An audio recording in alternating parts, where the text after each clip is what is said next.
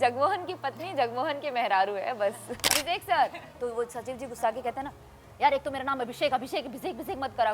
सचिव जी के बारे में, सचिव जी तो बहुत स्वीट इंसान है, मुझे ऐसा लगता है। हेलो, हम तुमसे ज्यादा गरीब हैं। विनोद, विनोद तो क्या बताएं भैया, विनोद तो मतलब छा गए। विनोद कहाँ से जाके आए हैं? आए हैं, वो आ ही नहीं जाता ना। टंकी, पानी की टंकी, जी जी जी जी, पानी की टंकी तो लाजवाब है एक्चुअली। दिल टूट गया क्या? आशिक छोड़ गया क्या? मैं तो बुद्धू बन जाती हूँ। मतलब मैं ललना सीएम होई है जी, ना ना ना ना ना डीएम होई है जी, ए राजा जी हिंद के सितारा, ललना पीएम होई है जी। और इस मामले में मोदी जी परफेक्ट लीडर। ये लौकी ना मिलती तो हमारा राज ना खुलता। गाँव की महिलाएं मुझे अपने गाँव की समझने लगी। जब कोई लड़की या महिला छोटे शहर से बड़े शहर में जाती है तो अपने साथ न जाने कितनी चीजें सजो के ले जाती है। वो छोटे छोटे कैरेक्टर्स जो देखते हुए वो बड़ी होती है। यदि वो महिला या फिर लड़की कलाकार है तो पर्दे पर उन छोटे छोटे कैरेक्टर्स की बारीकियों को आप बखूबी देख सकते हैं। वो हैरान कर देती है अपने ऑडियंस को ये सोचने पर कि ये जो वो पर्दे पर देख रहे हैं वो सच्ची घटना है या फिर कोई कलाकारी है, कोई एक्टिंग है। आप सोच रहे होंगे कि ये बहकी बहकी बातें मैं क्यों कर रही हूँ, क्योंकि हमारे साथ आज ऐसी एक्ट्रेस हैं जिन्होंने मजबूर कर दिया सोचने पर कि कोई सच्ची घटना है या फिर आप कोई सीरीज देख रहे हैं। सीरीज सीरीज से जब भी सीरीज की नाम ले जा रही है अभी 1-2 महीने से, तो याद पंचायत की आती है। जी हाँ, उसी पंचायत की जिसे देखकर आप गंवार हो गए। गंवार का जब भी नाम लेते हैं तो लोग नेगेटिव सोचने लगते हैं कि गंवार का मतलब होता है वो इंसान जो पढ़ा लिखा ना हो, लेकिन हमारे गांव में गंवार का एक और भी मतलब होता है। वो लोग जो गांव के होते हैं, जो गांव का चूनर ओढ़ते हैं, जो गांव में पेड़ के नीचे बैठते हैं और न जाने कितनी बातें करते हैं, फोन पे नहीं, अपने दोस्त से, अपने रिश्तेदार से, अपनी माई से, अपने बाप से, उसे हम गांव के लोग कहते हैं। उसी पंचायत की बात कर रहे हैं जिसे देखने के बाद न जाने कितने शहरी ओढ़ लिए चोला गांव में जाने की, गांव की बहकी बहकी बातें करने लगी। उन्हें जामुन का वो पेड़ याद आ गया, आम का वो बाग याद आ गया जहां अपने बचपन के दिन उन्होंने बिताए थे। अभी पैसों की खोज में निकले हैं, अपने घर को खूबसूरत बनाने की सोच में एक कमरे में बंद हैं और पंचायत को देखने के बाद से अब गांव जाने की बहकी बहकी बातें कर रहे हैं। Please welcome Kalyani Khatri. Thank Kalyani you. जी, सबसे पहले तो ये बताइए कि जो आपका मैंने एक्टिंग देखा, जिस तरीके से आपने काम किया, ऐसा लगता ही नहीं है कि वो एक्टिंग है, क्योंकि मैं गांव से हूँ और गांव की हर बारीकी को समझती हूँ। ऐसे में इतनी बारीकी जो उसमें गई वो इसलिए है क्योंकि आप झारखंड से हैं, वहां से आई हैं जहां से आपने वो कैरेक्टर को समझने की जो कोशिश की और बखूबी समझी आप। बिल्कुल। अगर मैं असल में बताऊँ, उस कैरेक्टर से जुड़ने का मेरा सबसे बड़ा पॉइंट ऑफ व्यू क्या रहा है कि मैं खुद झारखंड से हूँ और झारखंड के साहिबगंज ज़िले से हूँ। जो साहिबगंज ज़िला बहुत छोटा-सा ज़िला है, एक तरफ गंगा नदी बहती है, एक तरफ पहाड़ है और ऐसे ज़िले से बिलॉन्ग करती हूँ। तो वहाँ पे बेसिकली मैंने बहुत सारे गाँव-गाँव में भी जाके काम किया है। तो जब मैं गाँव की महिलाओं को देखती हूँ, उनके कैरेक्टर्स को समझती हूँ, तो मैं उनसे बहुत ज़्यादा कनेक्ट कर पाती हूँ। और मुझे ऐसा लगता है इसीलिए जगमोहन की पत्नी का किरदार निभाने के लिए मुझे बहुत ज़्यादा मेहनत करने की ज़रूरत नहीं पड़ी, क्योंकि कहीं न कहीं मैं ऐसे कैरेक्टर से मिल चुकी हूँ। मैंने उनका ऑरा देखा है, उनकी बोलचाल का तरीका, उनके चलने का स्टाइल, उनका जो लहज़ा होता है बोलने का, वो सारी चीज़ें मैंने देखी हैं। और जब कोई चीज़ देखते हो तो आपका ऑब्जर्वेशन बहुत अच्छा हो जाता है। और जब हम एज आर्टिस्ट किसी चीज़ को ऑब्जर्व कर लेते हैं एंड देन उसके बाद परफॉर्म करते हैं, तो ये बहुत अच्छी चीज़ लगती है। और यही मैंने पंचायत के साथ भी किया और जगमोहन के किरदार के साथ। आपने कहा जगमोहन की पत्नी, हाँ तो ये एक बेसिक सा और पर्सनल सवाल है। जी। इससे नहीं है कि आज भी महिलाएं जो है अपने पति के नाम से जानी जाती हैं। बिल्कुल। तो क्योंकि आप एक लड़की हैं, मैं एक लड़की हूँ, तो एक बड़ा ही पर्सनल सा और टची सा सवाल है कि जी, ये कब खत्म होगा और आप इस पे आपका पर्सनल जो राय है वो क्या है? देखिए मेरा पर्सनल ओपिनियन ये कहता है कि पंचायत के जो मेकर्स हैं हम्म, वो ये चाहते हैं कि आप गांव से कनेक्ट हो जाएं। मतलब हर एक किरदार आपको ऐसा ना लगे जैसे, अगर मैं कल्याणी खत्री हूँ तो जगमोहन की पत्नी के किरदार में कहीं भी कल्याणी खत्री का एक अंश नहीं दिखना चाहिए। वो लगनी चाहिए कि वो जगमोहन की पत्नी है, गांव की ही कोई महिला है और उससे लोग कनेक्ट कर जाए। तो बेसिकली जब चंदन सर जब ये कहानी लिखते हैं और पंचायत के मेकर्स जिन्होंने टीवीएफ ने ये कहानी बनाई है, उनका यही पॉइंट ऑफ व्यू रहता है कि किसी भी तरह से लोगों को कनेक्ट कर दे।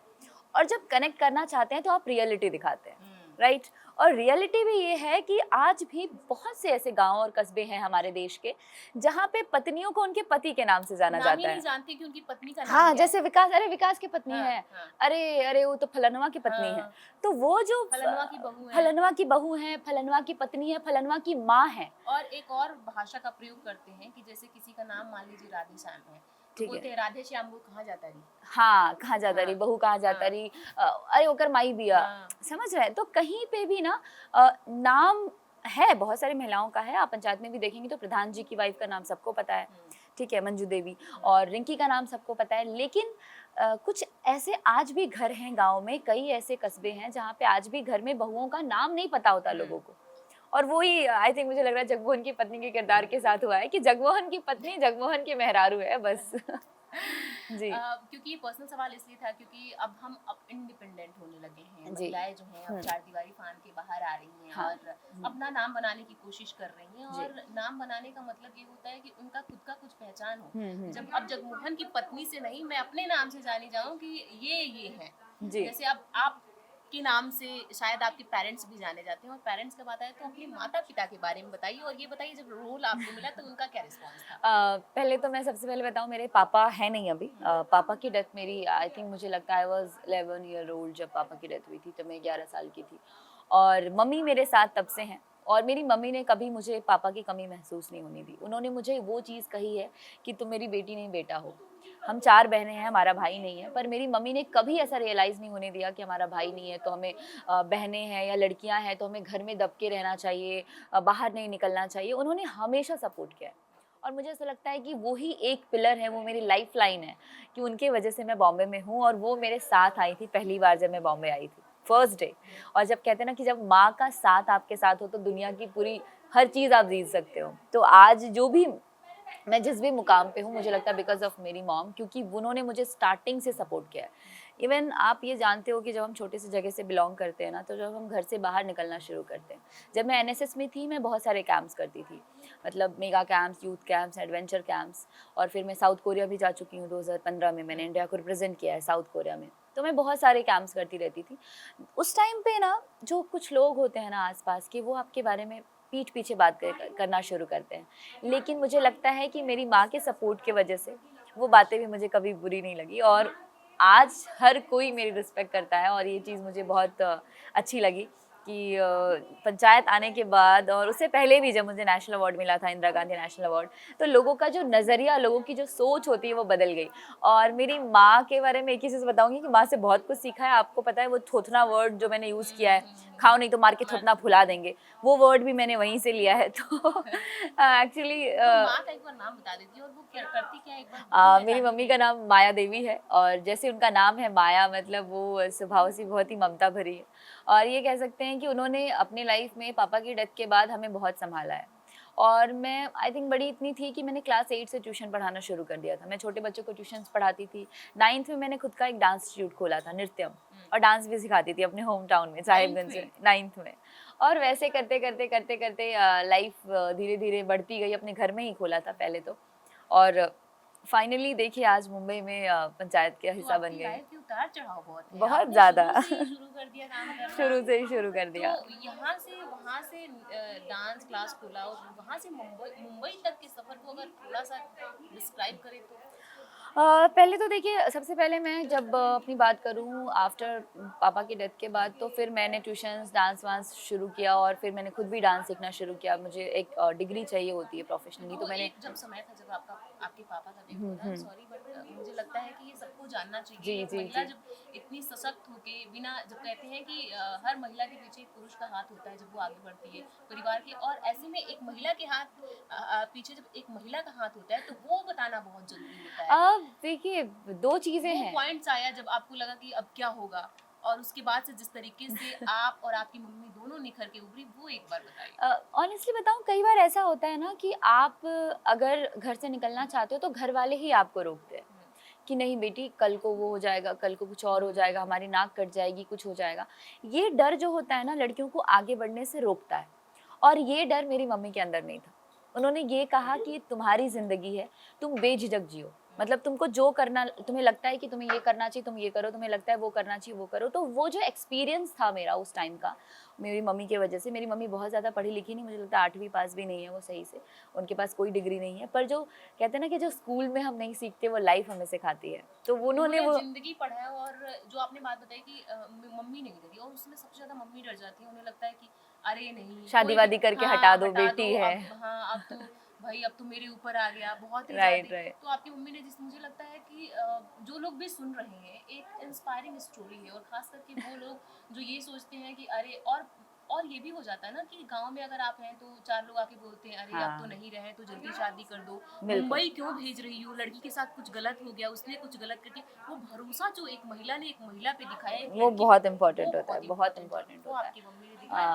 हम्म। मैं आपकी मम्मी को पर्सनली थैंक यू बोलना चाहती हूँ, क्योंकि जिस तरीके से उन्होंने, आप सच में बहुत इंस्पायरिंग है आपकी जी मम्मी की कहानी, और जिस तरीके से उन्होंने आपका हाथ थामे रखा, आपको आगे बढ़ाए। बिल्कुल। एक हाथ थाम के एक कैद हो जाते हैं हम कहीं पे कि आगे बढ़ेंगे तो क्या पता कुछ हो जाएगा, निडर होके जिस तरीके से हो गई। जी। शुक्रिया। और मेरी मम्मी का क्या था कि जब मैं बॉम्बे आ रही थी तब भी वो मेरे साथ आई, और आज तक मेरे साथ बॉम्बे में रह रही है। हम 4 बहनें हैं, मतलब पापा की डेथ के बाद सबसे पहले उन्होंने मेरी बड़ी वाली दीदी की शादी कर दी, क्योंकि जब 4 बहनें हों आपके घर में, 4 बेटियां और बेटा नहीं, तो सबसे पहले लोगों को ये लगता है यार शादी करके निपटाओ। निपटाओ। तो सबसे पहले आई थिंक मेरे घर वालों आसपास के लोगों ने बोला होगा, मेरी दीदी भी बहुत टैलेंटेड थी, सबसे बड़ी वाली दीदी, उनका नाम रमा है, तो सबने कहा शादी कर दो। तो मेरी दीदी की शादी हो गई, आई थिंक मुझे लग रहा है 18 साल की ही थी जब उनकी शादी हो गई, और उसके बाद फिर मेरी एक और बड़ी दी है मुझसे, उनकी भी 2 साल बाद शादी हो गई। तो जब उन्होंने देखा कि यार शादी कर देने से सिर्फ वो अपनी लाइफ में एक हाउसवाइफ बन के रह गई, जो अंदर उनके टैलेंट था वो कभी निकला ही नहीं, तो वो चीज़ वो मेरे साथ नहीं चाहती थी। आई थिंक मुझे लगता है मुझे भी फोर्स किया गया था स्टार्टिंग में। जैसे पड़ोसी होते हैं, जैसे रिश्तेदार होते हैं, वो आपको कहते हैं अरे यार कर लो, शादी कर लो, क्या कर लोगी, मतलब होता है लोगों के अंदर। लेकिन मेरी मम्मी ने मुझे ऑलवेज सपोर्ट किया कि नहीं, नहीं करना है शादी, तुमको जो करना है तुमको वही करना है। और इन्फ्लुएंस नहीं हुई, और जो लोग पूछते थे क्या कर लोगे, वो लोग शायद अभी अब देख रहे होंगे कि क्या कर सकते हैं, बहुत कुछ कर सकते हैं। अगर घर से बाहर निकलने की आपके अंदर हिम्मत है तो कुछ कर दिखाने की भी होगी। बिल्कुल। और एक महिला का सपोर्ट होना, मुझे लगता है एक विश्वास होता है साथ में, और वो एक ऐसा विश्वास होता है जिसपे मुझे लगता है कि कुछ भी हो सकता है। आप चाहे बहन हो या फिर माँ हो, बस खड़े रहिएगा पीछे, बिल्कुल। पैर मत हटाइएगा। चलिए फिर से पंचायत पे आते हैं। जी जी, ये पर्सनल। अम, पंचायत में, क्योंकि आप जगमोहन की वाइफ बनी है, हाँ जी। विशाल जी के साथ कुछ ऐसे रिश्ते के बारे में बताएंगे, क्योंकि हम्म। आपने बहुत सारे इंटरव्यू देखे, तो ऐसा कुछ अलग बताइए जो शायद आपने अभी तक नहीं बताया। ऐसा कुछ वैसे अलग हुआ नहीं इनफैक्ट हमारे बीच, क्योंकि हम जब ऑन सेट होते थे, हम सीन्स करते थे, उसके बाद फिर पैकअप, फिर अपने अपने रूम, अपने अपने मतलब मैं मोस्टली अम्मा के साथ समय बिताती थी, बिकॉज अम्मा के साथ मुझे बड़ा मज़ा आता था, क्योंकि वो कहानियाँ सुनाती थी जब वो मोटी थी, जीने से गिर गई थी, तो वो सारी इंटरेस्टिंग स्टोरी सुन के मुझे बड़ा मज़ा आता था, मैं बहुत इंजॉय करती थी। तो मैं मोस्टली अम्मा के साथ ज़्यादा ऑफ स्क्रीन रहती थी, तो मुझे उनके बारे में ज़्यादा पता है।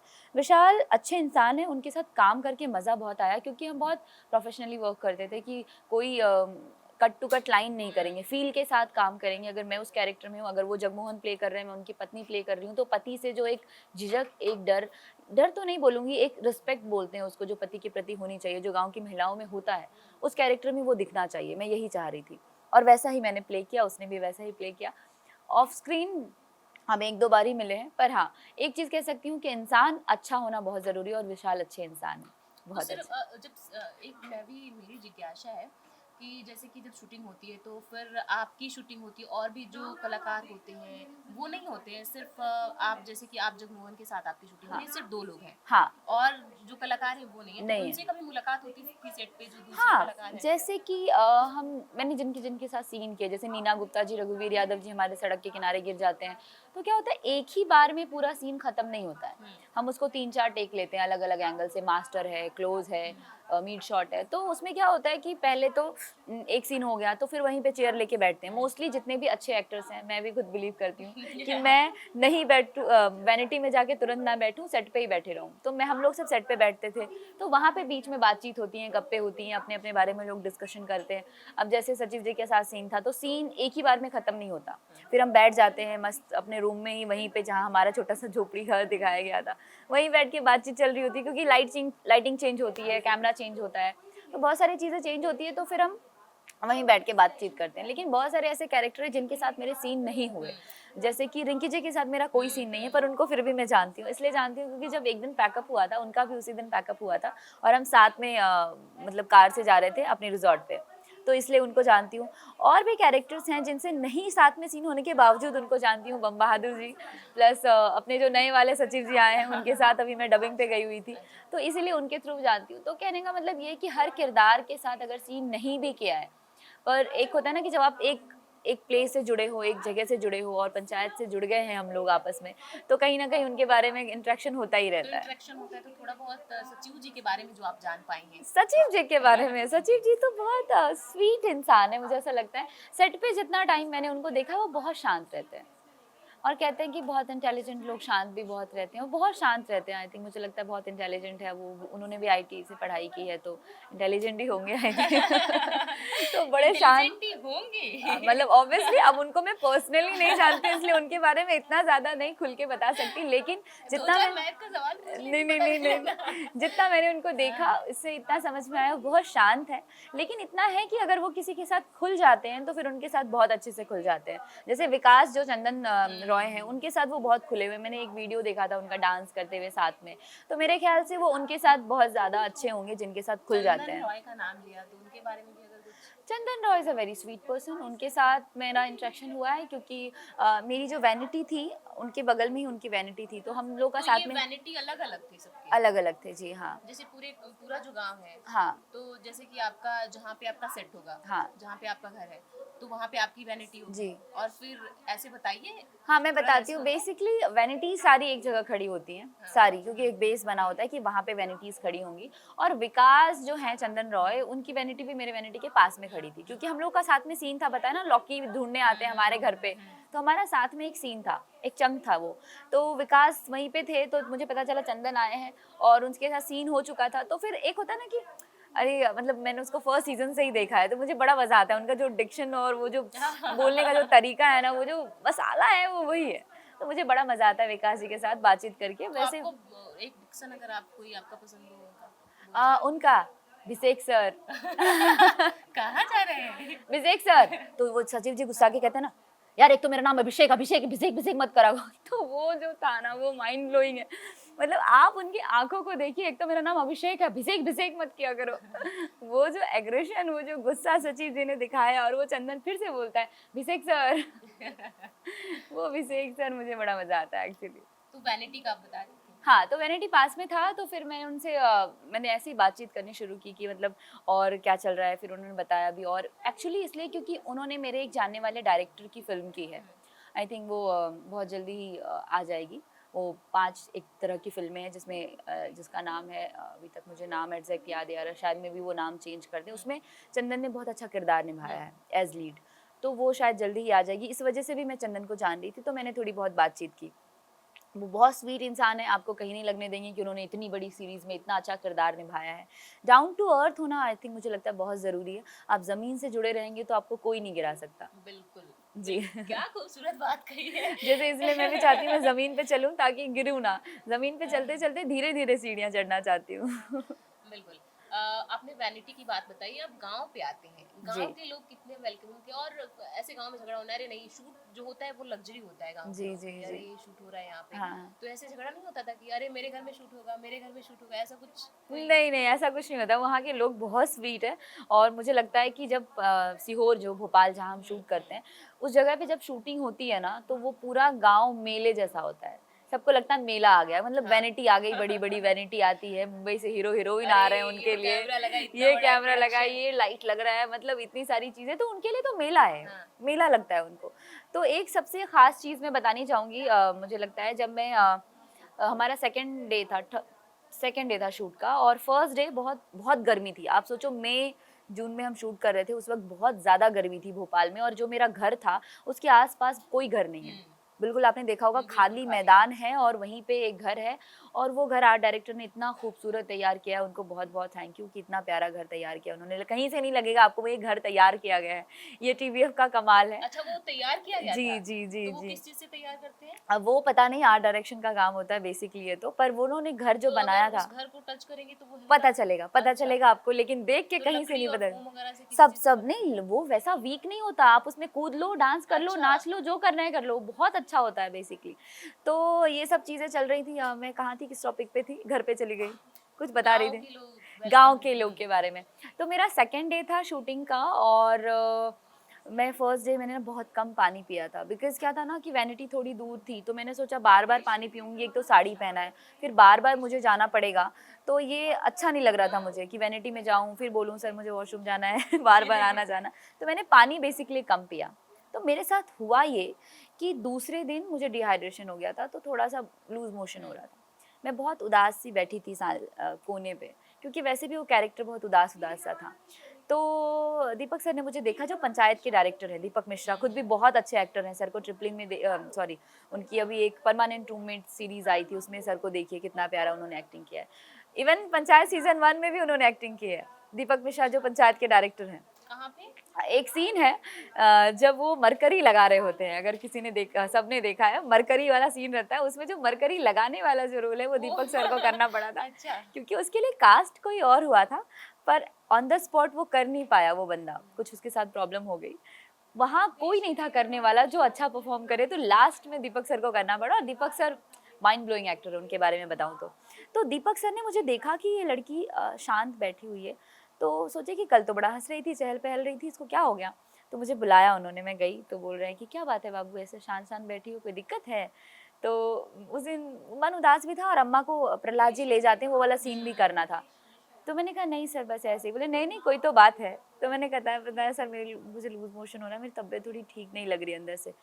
सर ने इतना सुना, अपने बॉय को बुलाया, कुमार उनका बॉय था, बोला एक इधर आना, एक काम करो पतली खिचड़ी बनाओ इसके लिए, क्योंकि प्रोडक्शन में खाना बनता है बहुत अच्छा खाना, टीवीएफ का खाना बहुत सुंदर बहुत अच्छा होता है।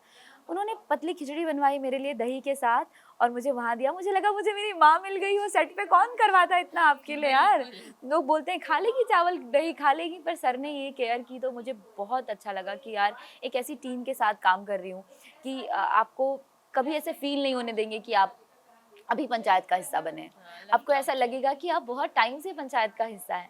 तो ये चीज़ जब दीपक सर ने की थी तो मुझे बहुत खुशी हुई थी कि यार आप कमाल के डायरेक्टर तो हैं ही, कमाल के इंसान भी हैं। और ये चीज़ इसलिए मैं उनको बहुत हमेशा इसलिए के थैंक यू बोलती हूँ और उस दिन मेरा तबीयत भी ठीक हो गया शाम तक।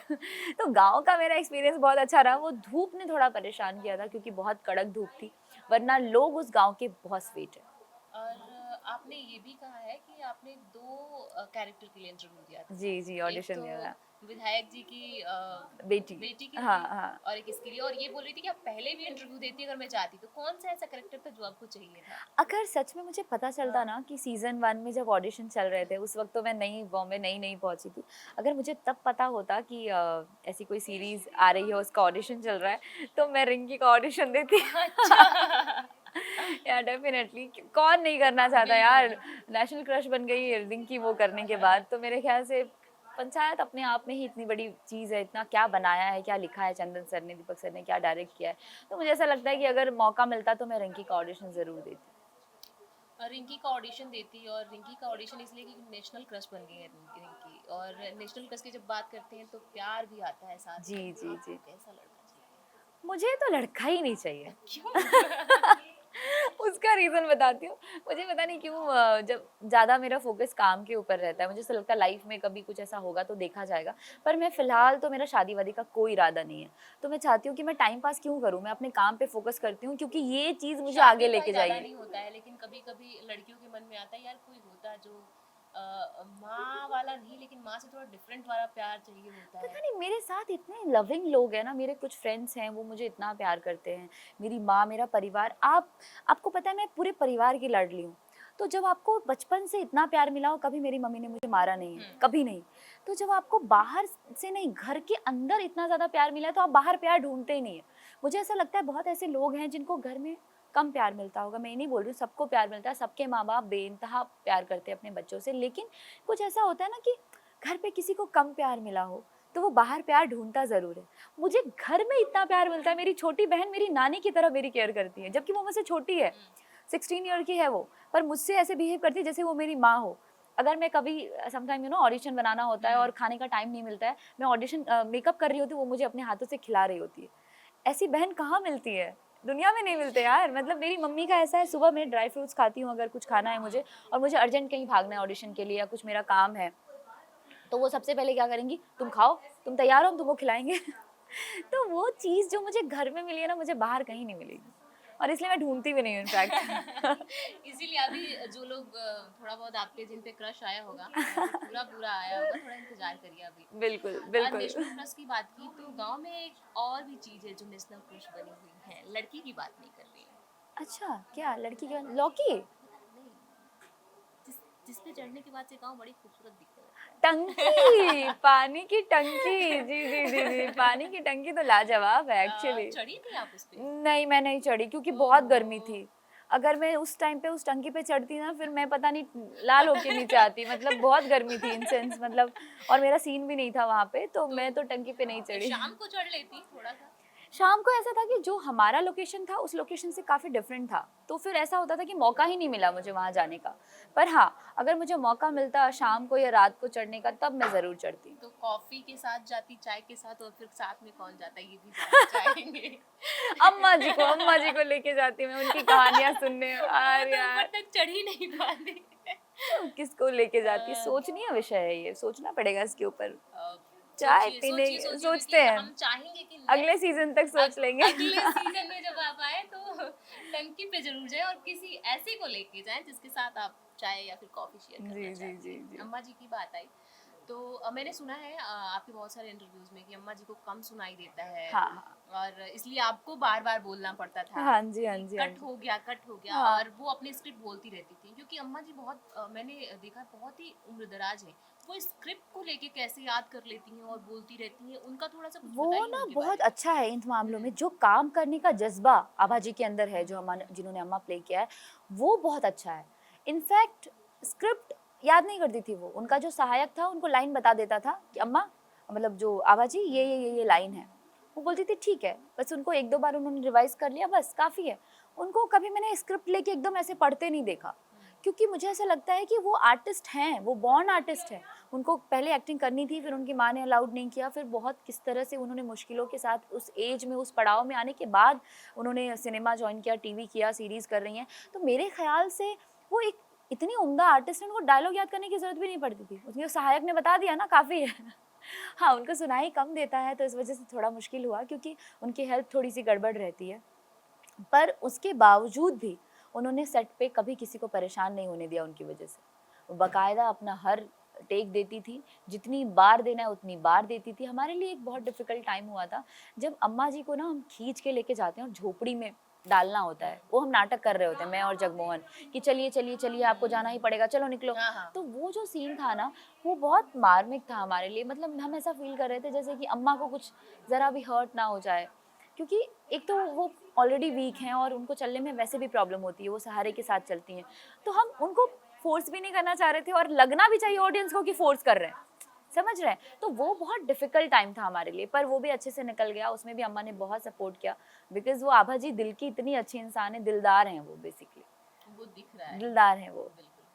प्रहलाद जी के बारे में कुछ बताइए। प्रहलाद चा के बारे में बताऊँ तो उनके साथ मेरे ऐसे कुछ खास सीन नहीं थे, एक ही सीन था जब वो आते हैं, अम्मा को लेके जाते हैं। तो प्रहलाद जी के बारे में बताऊँ, बड़े हँसमुख हैं वो। और जब वो आए थे सेट पे, तो मतलब ऐसे बात कर रहे थे जैसे वो मुझे जानते हैं पहले से। अरे कैसे हो, सब ठीक, बढ़िया? मैं हाँ सब ठीक, बढ़िया, मतलब पता ही नहीं चलने देते कि मुझसे पहली बार मिल रहे हैं वो। तो ये चीज़ इंसान के अंदर होनी चाहिए, आई थिंक, मुझे लगता है हर किसी के अंदर होनी चाहिए। बाकी किरदार उन्होंने क्या उम्दा प्ले किया है, तो उसकी तो तारीफ़ पूरी दुनिया कर रही है, मैं क्या बोलूँगी। लेकिन एक जो इंसान की खासियत होती है, उनको ग्राउंडेड रखना, लोगों के साथ जो उनका इतना बड़ा नाम करने के बाद भी जो उनका बिहेव, वो खुद भी प्रोड्यूसर रह चुके हैं प्रहलाद चा, तो वो सब कुछ करने के बाद भी जो उनका जो पोलाइटनेस बोलते हैं, जो उनके व्यवहार में, उनके जो व्यक्तित्व में है, ये बहुत बड़ी बात है। विनोद भी बहुत फेमस हो रहे हैं। विनोद विनोद तो क्या बताएं भैया, विनोद तो मतलब छा गए, विनोद कहाँ से जाके आए हैं। तो विनोद के बारे में बताऊं तो विनोद को उससे ज़्यादा इंट्रैक्शन इसलिए हुआ कि हमारा एक इवेंट होता है द रूट्स, जिसका नाम है, जो मैं होस्ट करती हूँ द रूट्स, तो वहाँ मैंने उनको बुलाया था एज गेस्ट एक बार। वो आए थे, उन्होंने एक बार भी संकोच नहीं किया और वो आए और वहाँ पे जब मिले तो बोले यार कल्याणी जी आप तो शेर व शायरी करती हैं यार, मतलब क्या बढ़िया शेर। तो फिर एक शायर अर्ज अरे वो अर्ज तो करूँगी। तो कीजिए। बेसिकली विनोद जी के साथ बड़ा अच्छा संपर्क रहा है मेरा। विनोद जी ये कह सकती हूँ कि बहुत अच्छे एक्टर लगे मुझे, और अगर मैं लड़का होती और कोई मुझे पूछता कि पंचायत में तुमको कौन सा किरदार प्ले करना, मैं कहती विनोद का प्ले करेंगे। जो वो कहता है, जो उसकी बॉडी लैंग्वेज है, वो जब तो जिस फिर तरीके एक बार प्ले कर दीजिए। जिस तरीके से वो कहते हैं ना कि अरे चिनौटिया हैरान आ जाता है भैया, इसीलिए प्लास्टिक वाला रखते हैं।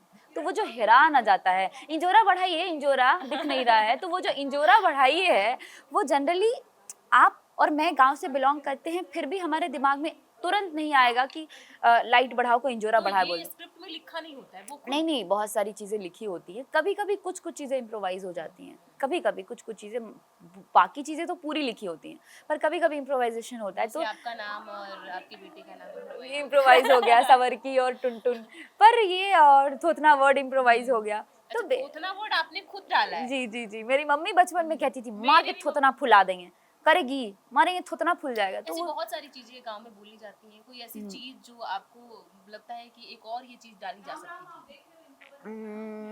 मतलब एक क्या। जैसे हमारे यहाँ जब भूख लगता है और खाने को कुछ, जैसे कि मेरी मम्मी जो दाल चावल सब्जी दे रही है, मैं बोलती मुझे ये नहीं खाना, मुझे कुछ और खुरनाटी लेके आई। अच्छा ओके। खुरनाटी खाना, खुरनाटी का वैसा अगर मतलब आप समझती होंगी। वो, खुरनाटी वो होता है जब हम चूल्हे पे आग अरे तो जलाते हैं। खोर, ऐसा जो खोर होता है, उससे ऐसे ऐसे नहीं करके नहीं उसको नहीं, आग को वो करते हैं, वो इसी को तो बोलते खुरनाटी हैं। वो होता है जो जला हुआ आग, जो कोयला बन जाता है, अच्छा, उसको उसको खोरनाटी खुरनाटी बोलते बोलते हैं। हैं। This is new for me, actually मुझे नहीं पता था ये। कि खुरनाटी खाला। खोरनाटी।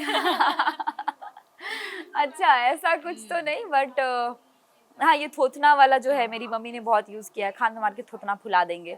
और फिर आए बहुत फेमस है हमारे उधर, तो आपको पता है मैं भी बोलती हूँ, आए। मैं तो अभी भी बोल देती हूँ। अच्छा जैसे कोई कुछ बोलता है कि प्रियांश आए। और ये चीज मैंने MS धोनी जी के एक दो मतलब बीच में बहुत वायरल हो रहे थे मीम्स, कोई उनसे, क्योंकि वो खुद भी झारखंड से हैं, उनसे कोई पूछ रहा होता है कुछ भी तो मतलब पहले, अब तो मतलब माइंड ब्लोइंग है, पर पहले आई थिंक मुझे स्टार्टिंग फेज में जब वो झारखंड से बहुत कनेक्टेड होंगे, जब टच में होंगे, तो लोग उनको भी पूछते थे तो उनके भी मुंह से एक दो बार निकल जाता था आए। वो आए नहीं जाता ना। और ये चीज भी उसने बोला, कोशिश करने के बावजूद। और विनोद ने जो बोला है हेलो हम तुमसे ज्यादा गरीब हैं, तो हेलो जो है वो भी अलग है। तो बेसिकली बहुत अलग अलग चीजें होती हैं हमारे साथ, और गांव के साथ अगर आप जुड़े रहते हैं तो या शब्दों का बहुत अच्छा आपके पास कलेक्शन हो जाता है, जैसे कि अंगोछा उड़ के आ जाओ, है ना। और शब्दों का कलेक्शन हो जाता है और उन्हीं शब्दों का बड़ा मजाक उड़ाया जाता है। देखिए मजाक तो मुझे लगता है दुनिया में हर चीज का उड़ाते हैं लोग, अच्छा करो तब उड़ाएंगे, बुरा करो तो तब उन उड़ाएंगे। लोगों से क्या कहना चाहिए? बस आप मजाक उड़ाते रहिए, हम उसी मजाक में मजे में रहेंगे, हमें कोई फर्क नहीं पड़ता। मुझे ऐसा लगता है पहले बहुत फर्क पड़ता था, मैं भी बहुत सोचती थी इस बारे में, पर जब से मुझे ऐसा लगता है कि एक मेच्योरनेस आ जाती है, आप मेच्योर हो जाते हो, तो आप चीज़ों को लेके लेट गो करना सीख जाते हो कि लेट गो यार, चीज़ें चलती रहेंगी, लोगों का काम है आज बोलना कल कुछ और। ये 4 लोग जो होते हैं, चार लोग, ये कौन कभी होते हैं? ये 4 लोग मैंने कभी नहीं देखे, सिर्फ सुने हैं। तो इन 4 लोगों को भूल जाओ और जिंदगी जीते रहो, बस और क्या चाहिए। और आप सोच रही होंगी कि मैं भूल गई हूँ, बट मैं नहीं भूली हूँ, शायरी में सुनूंगी। ओह शायरी, जी जी जी। देखिए मैं अपने ही लिखे हुए सुनाती हूँ। बिल्कुल, आप लिखती भी हैं? जी हाँ, मैं खुद शायरी गज़लें मैं लिखती हूँ, तो मैं एक अपना लिखा हुआ सुनाती हूँ कि गम हमें भी है, गम हमें भी है पर मुस्कुराना जानते हैं, अपनी हंसी से अपने दर्द को छिपाना जानते हैं, ख्वाहिशें बहुत कुछ करने की है दिल में पर अपने हाल का फसाना जानते हैं। ओह माय गॉड। ये भी मैंने खुद ही लिखा है, तो और मैं ऐसे लिखती रहती हूँ तो जब मुझे आप टाइम लिखती मिलता हैं है। जब, तो ऐसा है कि अपने खुद के एक्सपीरियंस से लिखती हैं कि आपके साथ कुछ हुआ है उससे लिखती हैं? नहीं, मैं चीज़ों से इंस्पायर होके लिखती हूँ। जैसे कि मैं अभी कुछ दिन पहले मनाली जा रही थी, ठीक है? तो जब मनाली जा रही थी, रास्ते में थी मैं, और जब मेरी आँख खुली, दिल्ली से हम लोगों ने यहाँ से ट्रैवल किया था बाय रोड, कार में थी, तो जब आँख खुली ना तो लंबे-लंबे पेड़ दिख रहे थे, और उन पेड़ों से ना पत्ते से एकदम ऐसे किरणें छन-छन के आ रही थी। वहीं पे मेरे दिमाग में कुछ सूझा और मैंने वहीं लिख दिया। मैं लाइफ के एक्सपीरियंस में नहीं, मैं किसी भी चीज़ से कनेक्ट होकर लिख सकती हूँ। तो वो आई थिंक लगता है वो बॉर्न आर्टिस्ट उस चीज़ में मैं, कि मज़ा आता है मुझे लिखना। अगर कोई चीज़ मुझे कोई दे दे और बोले इस पे आप स्पीच लिख दो। और मैंने नेशनल लेवल डिक्लामेशन कॉन्टेस्ट की विनर रह चुकी हूँ दिल्ली में 2016 में। एक बार कंपटीशन हुआ था, उसका टॉपिक था पैट्रियोटिज्म एंड नेशन बिल्डिंग, देश प्रेम एंड राष्ट्र निर्माण। उसमें मैंने भाषण दिया था 10 मिनट और 10 मिनट के मुझे 1 लाख रुपए मिले थे। और ये भाषण किस भाषा में था? ये हिंदी में था, हिंदी में दिया था मैंने, और टॉपिक था देश प्रेम राष्ट्र निर्माण। उसके ऊपर मैंने भाषण लिखा था बाकायदा 10 मिनट का, और मैंने खुद का भाषण डिलीवर किया था। और उसमें ऑल ओवर इंडिया के हर स्टेट से एक बंदा आया था पार्टिसिपेट करने। मैं झारखंड को रिप्रेजेंट कर रही थी, और उसका भी कंपटीशन शुरू हुआ था ब्लॉक से। पहले ब्लॉक में मैंने फर्स्ट किया, फिर डिस्ट्रिक्ट में फर्स्ट किया, फिर स्टेट में फर्स्ट किया, एंड देन उसके बाद नेशनल लेवल कंपटीशन। तो जब मैं आई थी ना, मुझे ऐसा लगा था यार ये साउथ वाले लोग जीत जाएंगे, मतलब क्योंकि साउथ में क्या ना, फराटेदार इंग्लिश बोलते हैं लोग, कि हम भाई साहिबगंज के झारखंड के छोटे से जगह से आए हुए हैं, हम तो हिंदी में भाषण देंगे। तो ये ना हमारे बचपन में हमारे माइंड में डाल दिया जाता है कि इंग्लिश बोलने वाले इंटेलिजेंट होते हैं, पर ऐसा कुछ नहीं होता। जब हम समझदार हो जाते हैं हमें समझ आ जाता है। पर बचपन से तो सेंस में ये रहता है, अरे भाई इंग्लिश बोलने वाले समझदार होते हैं, सबसे तेज वही है। तेज है। लेकिन नहीं, ये चीज़ मुझे उस दिन भी समझ आई, क्योंकि जब मैंने 10 मिनट का स्पीच दिया था patriotism and nation building topic पे, तो जब मेरा नाम अनाउंस हुआ कि second prize goes to Kalyani Kumari from Jharkhand, तो मुझे खुद भी बिलीव नहीं था कि मुझे दे रहे हैं। क्योंकि 2 दिन का वो पूरा कंपटीशन चला था। फर्स्ट डे 10-12 लोगों ने दिया, दूसरे दिन 10-12 लोगों ने दिया। फर्स्ट किया था महाराष्ट्र का एक बंदा जिसने हिंदी में स्पीच दी थी, थर्ड कोई था मेघालय का जिसने इंग्लिश में स्पीच दी थी, और सेकंड मैं थी जिसने हिंदी में स्पीच दी थी। तो मेरे ख्याल से हिंदी बोलने वाले और इंग्लिश बोलने वाले से फ़र्क नहीं पड़ता, फ़र्क पड़ता है कि आप कितने काबिल हैं, आपने क्या रिप्रेजेंट किया, आपने क्या बोला है, कितने काबिल हैं। क्योंकि जो मुझे लगता है जो भाषा होती है वो यही होती है कि हम आप अपनी चीजों को आप तक पहुंचा रहे हैं। जी। अब आप किसी भी भाषा में पहुंचाएं, लेकिन गांव में ऐसा अक्सर देखा जाता है, अरे मेरा बेटा तो इंग्लिश पढ़ता है, इंग्लिश स्कूल में पढ़ता है, अब जी, क्या जी, जी, पढ़ता है जी, पता जी, नहीं, जी। लेकिन पढ़ता तो इंग्लिश ही है। अगर इंग्लिश पढ़ता है तो तेज है, अगर तुम्हें इंग्लिश नहीं आती तो तुम्हें इतनी बेइज्जती होगी, इतनी बेइज्जत किया जाएगा, इतना बेइज्जत किया जाएगा कि तुमको लगेगा भाई कॉन्फिडेंस की तुम्हारी वोट लगा दी जी, जाएगी। जी, ऐसा जी। मेरे साथ भी होता है, इसलिए तो इसीलिए ऐसा लगता है ना कि काबिलियत ज़रूरी है, और ये इंग्लिश बोलने वालों में भी होती है, हिंदी बोलने वाले में भी होती है, उसमें कोई दोहराई नहीं है। बस यही है कि हम अपनी काबिलियत को खुद पहचान जाएं और बेझिझक होके अपनी जो बात है उसको लोगों के सामने रखें, तो फिर तो वाहवाही होगी। और ये उन लोगों के लिए है जो ये सोच के नहीं जाते हैं कि अरे यार मुझे इंग्लिश नहीं आती, वहाँ पे तो इतने इंग्लिश बोलने वाले हैं, वही आएंगे, मैं क्यों जाऊँ, मैं तो आऊँगी जी, ही जी, नहीं। जी। अगर इन्होंने भी ऐसा सोचा होता तो फिर ये होता ही नहीं। बिल्कुल। पीएम मोदी की एक फिल्म में आपने काम किया और जी, उनकी जी, माँ जी। का रोल जी, निभाया जी, है। जी। तो म पीएम मोदी के बारे में क्या सोचती हैं? मैं उनके बारे में एक चीज़ कह सकती हूँ कि वो एक ऐसे इंसान हैं जिनको लीडरशिप क्या बोलते हैं वो उसका उदाहरण है। क्योंकि मुझे ऐसा लगता है जब मैं 2016 में जब मैंने स्पीच कॉम्पिटिशन दिया था, जब मैंने जीती थी, वो पहली बार कॉम्पिटिशन ऑर्गेनाइज भी पीएम मोदी की वजह से हुआ था। क्योंकि वो चाहते थे कि उनके जो यूथ हैं वो वोकल हों, लोगों से बात करना, वो देश के प्रति क्या सोचते हैं, राष्ट्र निर्माण में उनकी क्या भावना है। तो आप छोटी छोटी चीज़ों को, मतलब आप सोचो थॉट कहाँ से वो पकड़ के लेके आ रहे हैं। मतलब उन्होंने ब्लॉक से तक लोगों को उठाना शुरू किया। जो जड़ होता है वो क्या होता है, ब्लॉक, ब्लॉक से आप फिर डिस्ट्रिक्ट जाते हो, डिस्ट्रिक्ट से स्टेट, स्टेट से नेशन। उन्होंने वहाँ से लोगों को चुनना शुरू किया, और वो पहल जो इतनी दूर से उन्होंने शुरू किया, और तब जाके वो कंपटीशन में, मतलब मैं साहिबगंज से दिल्ली आई। तो कहीं ना कहीं जो कहते हैं ना कि रूट से लोगों को कैसे जोड़ना है, वो एक लीडर ही कर सकता है, और इस मामले में मोदी जी परफेक्ट लीडर है। तो आपके फेवरेट लीडर भी हैं वो? बिल्कुल है, और मुझे लगता है मेरे ही नहीं, बहुत सारे लोगों के होंगे वो फेवरेट लीडर हैं, अच्छे इंसान हैं, और मुझे लगता है कि ऐसे ही देश के लिए काम करते रहे और देश जल्दी से विकासशील से विकसित हो जाए। झारखंड में इलेक्शन भी होने वाले हैं विधानसभा के। हाँ, अभी किसे तो वोट होने वाले हैं। दोगे? मैं तो ये थोड़ा-सा ट्रिकी क्वेश्चन है। वोट तो बीजेपी को दूँगी और क्या। ये होता है मुंह पे बोलना, भाई लीडर है तो भाई वोट तो बीजेपी को ही दीजिए। ऑलवेज़, और ऑलवेज़। यदि आपको कभी मौका मिलता है हुँ। कि भाई अब हो गया एक्टिंग, अब थोड़ा सा, क्योंकि फेवरेट लीडर भी हैं हमारे मोदी जी, अरे! और थोड़ा सा इतना ही आप इंटेलेक्चुअल हैं, इतने हुँ। भाषण दिया आपने पैट्रियर्की को लेके, और बहुत जो आपकी बातें हैं उसमें ये झलकता है कि आप समझती हैं चीज़ों को। और मुझे ऐसा लगता है पर्सनली जी, कि जी। आप डीपली कुछ काम भी कर सकती हैं, क्योंकि कुछ लोग होते हैं कि नहीं नहीं भाई एक्टिंग एक्टिंग है, आप लिखती हैं, चीज़ों को समझती हैं, गहराई से पकड़ती हैं चीज़ों जी, को। जी, जी। तो कभी मौका मिलता है किस पार्टी से लड़ना चाहिए ओह या माय फिर गॉड, इंडिपेंडेंट लड़ना चाहिए? नहीं नहीं, इलेक्शन का भी नहीं मेरा नहीं, कोई इरादा नहीं है, मतलब ऐसा कोई मेरी ख्वाहिश नहीं है कि मुझे राजनीति में आना है। मुझे अच्छा काम करना है बेसिकली, वो मैं अपनी फील्ड में रह के भी कर सकती हूँ। मुझे लोगों के लिए, जैसे मेरा बहुत वो मतलब अंदर से मेरी इच्छा है कि मैं जब मेरा इस काबिल बन जाऊँ कि एक छोटे बच्चों का होम शेल्टर चला सकूँ, जिसमें बहुत ज़्यादा नहीं 5 बच्चे हों जिनको मैं पढ़ा सकूँ, और ऐसे बच्चे जिनके पास पढ़ने की इच्छा तो होती है पर साधन नहीं होता, उनको मैं पढ़ाऊँ और कुछ अच्छे पोजीशन पे बिठाऊँ और कहीं वो अच्छा कुछ कर जाएँ।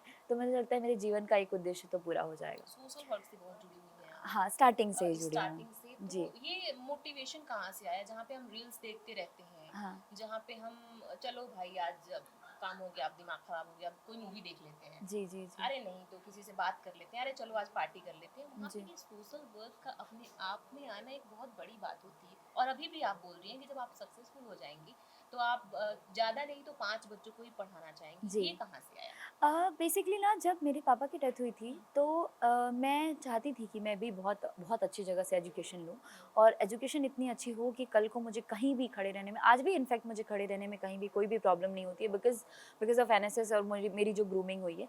पर मैं चाहती थी कि मेरी भी एजुकेशन मास कॉम से हो, मुझे मास कम्युनिकेशन पढ़ना था उस वक्त, पर मेरे जो साहिबगंज जहाँ से मैं बिलोंग करती हूँ उस कॉलेज में मास कम्युनिकेशन है नहीं।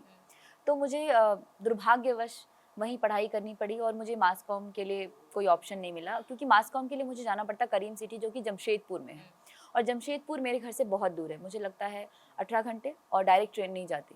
आपको आसनसोल जाना होगा, आसनसोल से ट्रेन चेंज करनी होगी, तब आप जमशेदपुर जा सकते हो। तो मेरे लिए ना बहुत मुश्किल होता था, जैसे मेरा मन था कि मैं डांस में भी कुछ अच्छा करूँ, पर मेरे पास कोई साधन नहीं था, हमारे यहाँ कोई ऐसा बहुत अच्छा इंस्टीट्यूट नहीं है जहाँ हम जाके डांस सीख सको। तो ऐसा लगता था यार, अगर मैं नहीं कर पाई, अगर मैंने किसी 5 के लिए भी कर दिया ना, तो मेरा जीवन सफल है। तो वो जो मुझे कमी हुई और जिस वजह से मुझे ऐसा लगता है कि थोड़ी और काबिलियत मेरे अंदर आ जाती, वैसे तो जीवन भर हम सीखते रहते हैं, आगे भी सीखूंगी, लेकिन थोड़ी और काबिलियत मेरे अंदर आ जाती। तो आप नहीं कर पाएँ क्योंकि कोई फाइनेंशियल इशू था? फाइनेंशियल इशू तो होता ही है, क्योंकि अगर मैं जमशेदपुर चली जाती रहने के लिए और मैं वहाँ जाके पढ़ाई करती, तो फिर मेरा हॉस्टल का खर्च, खाने पीने का खर्च, वो सब उठाना पड़ता। और यहाँ क्या था, मैं अपने घर पे थी ना, मुझे रेंट देना है, मेरा खुद का घर है, और जब छत आपकी हो तो आप अगर नमक रोटी भी खा के सो रहे हैं तो कोई पूछने वाला नहीं। तो मेरे लिए ये खास थी कि मेरा अपना घर था, मुझे यहीं पढ़ना था, फिर बच्चों को पढ़ाना था, तो बहुत सारी चीज़ें वहाँ पे पॉसिबल थी ईजीली, मुझे उसके लिए बहुत ज़्यादा स्ट्रगल नहीं करना पड़ रहा था। तो अगर मैं वहाँ जाती तो फिर खर्चे भी बढ़ जाते, और फिर वो खर्चा उस वक्त बेयर कौन करता। उस वक्त बेयर कौन करता? क्योंकि ये मेरे साथ भी हुआ जब मुझे मास कॉम करना था। जी। तो पापा ने बोल दिया कि अभी तो मेरे से नहीं हो पाएगा, सब लोग पढ़ रहे हैं। तो भाई मैं तो अड़ गई, फिर मेरी शादी करा दो या फिर मैं पढ़ूंगी तो मास कॉम ही पढ़ूंगी। जी। लेकिन लकीली डीयू में हो गया, तो फिर उसके बाद से उसमें पैसे कम लगते हैं। पापा ने कहा ठीक है फिर हॉस्टल खर्च उठा लेंगे इसमें। अच्छा। तो वो मुझे लगता है कि हर लड़की के साथ हर होता है, लड़की हर के लड़की के साथ साथ है, होता और है। लड़की नहीं, लड़कों के साथ भी होता है, लड़कों के साथ भी लेकिन होता है। अगर आप गांव में थोड़ा सा देखेंगे ना तो थोड़ा सा बायसनेस अभी भी है। लड़कों को चलो एजुकेशन लोन ले लेंगे, हमारे ऊपर ही तो होगा खर्च उसके बाद से। हाँ। लेकिन लड़की के लिए एजुकेशन लोन लेने पे 20 30 40 बार सोचा जाता है। देखिए, इस बात पे तो पता नहीं, मैं कुछ खास कमेंट नहीं कर पाऊंगी, लेकिन मैंने अभी जो माहौल बिल्कुल चेंज होते देखा है, आजकल मुझे लग रहा है लड़कों से ज़्यादा लड़कियां एक्टिव हो गई हैं, मतलब बाकी चीज़ों में, और घर वाले भी सपोर्ट कर रहे हैं। पर आज भी जैसा आपने कहा कि गांव के कई ऐसे कस्बे हैं, दूर दराज के जो इलाके हैं, आज भी वहाँ पे लड़कों की पढ़ाई को ज़्यादा महत्व दिया जाता है लड़कियों की पढ़ाई की अपेक्षा। ये तो है। बिल्कुल। जिस तरीके से हम आपके रोल के बारे में थोड़ा सा बात करेंगे, जी। आपने साड़ी पहनी है और साड़ी बिल्कुल देहाती स्टाइल में पहनी है। तो उस साड़ी को पहनने में और उसको कैरी करने में आपको मतलब उसके बारे में क्या साझा करना चाहिए, कोई एक्सपीरियंस? मतलब साड़ी का मैं जैसा बताऊँ, जैसे मैंने थोड़ा सा फॉल दिख रहा है, थोड़ा सा हाँ, पेटीकोट जो है वो पेटीकोट भी दिख दिख रहा रहा है। है। हाँ। तो जब आप किसी किरदार से जुड़ जाते हो ना, मतलब वो किरदार ही अपने आप में मेरे ख्याल से बहुत ख़ास होता है जब आप जुड़ जाते हो उस किरदार से। तो जब इस किरदार के साथ मैं जुड़ी, तो मैंने ना गाँव में रहने वाली महिलाओं का रहन-सहन, उनका जो चाल-ढाल है वो देखा था। और थैंक्स टू कियारा, करिश्मा, जो कि कियारा ड्रेस स्टाइलिश हैं टीवीएफ में। उन्होंने मेरे ऐसे-ऐसे लुक में फ़ोटो निकाले, मुझे मुझे कियारा मतलब करिश्मा बोला तो मेरा ध्यान कहीं और चला गया। नहीं नहीं करिश्मा आई थिंक मेन स्टाइलिश हैं, और कियारा के साथ मैं ज़्यादा कनेक्टेड थी क्योंकि कियारा जी ने मुझे प्रॉपर रेडी किया था मेरे शूट के लिए। उन्होंने स्टाइल किया था कि ऐसे जगमोहन की पत्नी का ऐसा हम रखेंगे और इसको इस कलर की साड़ी पहनाएंगे, फिर फोटोज़ क्लिक करना, फिर मुझे खुद भी दिखाना कि देखो इस लुक में तुम एकदम गाँवटी लग रही हो। मुझे अलग अलग तरीक़े से उन्होंने मेरा लुक टेस्ट किया कियारा ने। मुझे एक बार तो उन्होंने टोकरी दे दी, बोली तुम उधर से चल के आओ। गाँव की महिलाएं मुझे अच्छा। अपने गाँव की समझने लगी। है। उनको पता ही नहीं चला कि मैं शूटिंग वाली हूँ क्योंकि वो मेरे फोटोज निकाल रही थी छुप छुप के, कियारा जी। तो basically she is very nice person. उनके बारे में मैं एक चीज़ बोल सकती हूँ कि उन्होंने उस लुक को और करने में मेरी काफ़ी मदद कर दी, कियारा जी ने। फिर उसके बाद मुझे ये पता था कि जब आप गाँव से होते हैं तो आप और औरत का जो कैरेक्टर होता है, जो महिला का जो कैरेक्टर होता है, आप उसमें बहुत ज़्यादा कनेक्टेड होते हैं। अगर मम्मी का कोई बोल दे आपकी मम्मी का किरदार निभाना है, आप बोलोगे हाँ अभी बताओ क्या करना है। तो वही चीज़ मेरे साथ हुई मुझे लगता है, क्योंकि मैं खुद वहाँ से हूँ, झारखंड के छोटे से शहर साहिबगंज से। तो मेरे लिए बहुत ईजी था क्योंकि मैंने ऐसी औरतों को देखा है भाई, वो कैसे बात करती हैं, कैसे अपने बच्चों के साथ ट्रीट करती हैं। नीचे का पेटीकोट दिख रहा है लेकिन सर से पल्लो नहीं हटेगा उनके। नहीं। तो ये चीज़ जो थी वो वहीं से आ गई थी। तो मुझे ज़्यादा मेहनत नहीं करनी पड़ी, पर इस किरदार को करके जो प्यार, जो मज़ा मुझे मिला है, उसके लिए मैं टीवीएफ और दीपक मिश्रा, चंदन सर, सबको थैंक यू कहती हूँ। टीवीएफ, दीपक मिश्रा, चंदन सर, जो राइटर है जो राइटर हैं, सबको थैंक यू। किरदार की बात की जा रही है और आपके साथ एक छोटा सा लड़का भी है, उसके सात्विक। बारे में कुछ बताइए। सात्विक का एक्चुअली ज़्यादा डायलॉग नहीं था, पर सात्विक कैसा उसकी होता था, कास्टिंग कैसी हुई थी? उसकी कास्टिंग, वो भोपाल का ही रहने वाला है। तो सात्विक का ऐसा होता था कि उसके पापा आए थे सेट पे, उसकी मम्मी नहीं आई थी। तो सात्विक पूरे टाइम मेरे पीछे घूमता रहता था जैसे कि मैं उसकी मम्मी हूँ। लेकिन वो मुझे एक चीज़ कहता था, हम आपको दीदी बोलेंगे। हम बोले काहे दीदी बोलोगे, कैरेक्टर में रहो, अम्मा बोलो, मम्मी बोलो। बोलता नहीं आप दीदी लगती, हम दीदी बोलेंगे। हम कहे तुम दीदी बोलो, जो बोलना है बोलो, तुम्हारा वैसे भी डायलॉग नहीं है, तुम बोलो। तो वो मुझे दीदी कहता था और हम मेरे साथ वैनिटी में भी बड़ी मस्ती करता रहता था। कभी कुर्सी के पीछे छिप जाएगा, कभी आगे आ जाएगा, कभी बोलेगा आप मुझे पहचानो। तो बड़ा नटखट था और उसकी मम्मी से आज भी मैं कनेक्टेड हूँ। तो वो कभी कभी मैसेज करती रहती है। तो सात्विक अभी सीरियल वीरियल भी कर रहा है काफ़ी। आपको राष्ट्रपति अवार्ड से भी सम्मानित जी किया जी गया, जी। वो कहानी क्या है? नेशनल अवार्ड तो बहुत लंबी कहानी थी। नेशनल अवार्ड मुझे मिला था 2016 में। जैसे मैंने कहा कि मैं एनएसएस से जुड़ी थी और एनएसएस से जुड़ने के बाद मैंने blood donation camp, plantation camp और ना जाने कितने सारे कैंप्स मैंने किए हैं। उसके बाद से मैंने सोशल सर्विस तो करती ही रहती थी। तो छोटे छोटे गाँव को गोद लेके ना, एनएसएस जो स्टूडेंट्स होते हैं, एनएसएस वॉलंटियर होते हैं, हम उन गाँवों को गोद लेके उनके ऊपर काम करते हैं। जैसे हमारे आसपास घोंगी, सिंघाड़ी, टुंगली टोला जैसे छोटे छोटे गाँव होते थे, हम उन गाँव में जाते थे, कैंप लगाते थे। कभी मेडिकल कैंप लगा दिया, कभी जाके गाँव में जो छोटे बच्चे हैं, अगर कोई बच्चे स्कूल नहीं जा रहे तो उनके पेरेंट्स को समझा के उनके एडमिशन करा दिया। फिर कभी जाके किसी महिला को कुछ पढ़ा दिया, अरे आपको साइन करना आता है, चलिए हम आपको साइन करना सिखा देते हैं। तो ये सारी छोटी छोटी चीज़ें ना हम वॉलंटियरगिरी करते रहते थे। उसके बाद नुक्कड़ नाटक के माध्यम से लोगों को प्रेरित करना कि भाई पर्यावरण संरक्षण करो, वोट जाके दो। तो इसके लिए भी नुक्कड़ नाटक करते थे। डॉल्फिन को कैसे बचाना, जो कि हमारे यहाँ गंगा है। तो ये सारी एक्टिविटीज़ ना काउंट हो रही थी मेरी। और ये सब चीज़ काउंटेबल होती हैं। जैसे कि आज पंचायत करने से पहले जितने भी काम मैंने किए, कहीं ना कहीं काउंटेबल है, तभी मैंने इतना अच्छा परफॉर्म किया। तो बेसिकली हर चीज़ काउंट होती है। और वो सब काउंट होने के बाद 2015 में भारत सरकार ने मेरा सिलेक्शन किया था साउथ कोरिया के लिए, जो कि इंटरनेशनल यूथ एक्सचेंज प्रोग्राम था 2015 में। तब मैं साउथ कोरिया गई थी एनएसएस की तरफ से इंडिया को रिप्रेजेंट करने के लिए। और वहाँ पे मैंने परफॉर्मेंस दिया था अपने डांस का, जो मैं करती हूँ सेमी क्लासिकल कथक। उसके बाद फिर 2016 में मैंने नेशनल अवार्ड के लिए अप्लाई किया था। और जब मैंने अप्लाई किया था, आप बिलीव करेंगी कि उस वक्त भी मुझे लोगों ने कहा था कि ये अवार्ड तुम्हें नहीं मिलेगा। पूछे क्यों? क्योंकि पूरे 16 साल के इतिहास में किसी भी लड़की को नहीं मिला था। आई थिंक मुझे लग रहा है कि ये कब से शुरू हुआ है एनएसएस का अवार्ड झारखंड में, तब से किसी भी लड़की को नहीं मिला था। झारखंड की किसी लड़की को नहीं? झारखंड की किसी लड़की को नहीं मिला था। सिर्फ एक लड़के को मिला था, जो कि दुमका के रहने वाले अंकित पांडे जी।